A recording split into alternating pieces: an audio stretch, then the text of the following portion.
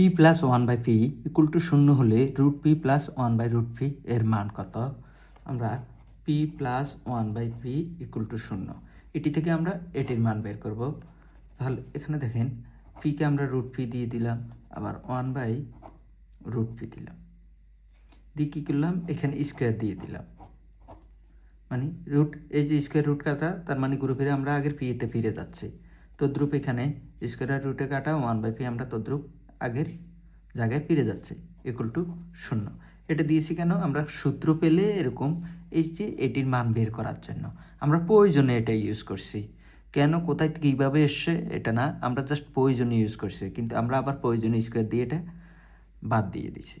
তাহলে এ square plus B স্কোয়ারের সূত্র A plus B whole square minus 2ab এ কোনটি root P into one by root P equal to শূন্য।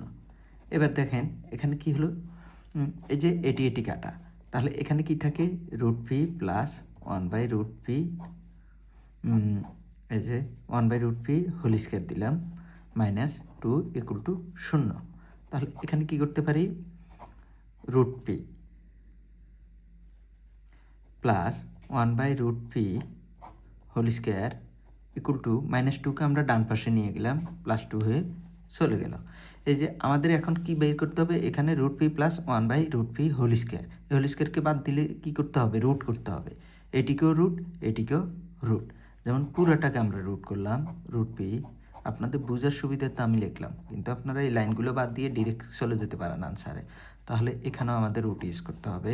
তাহলে এই যে দেখেন এই যে পুরোটার উপর রুটের এটি কাটা, তাহলে কি থাকে root P plus one by root p থাকে, আর এখানে লিখতে হবে প্লাস মাইনাস 2।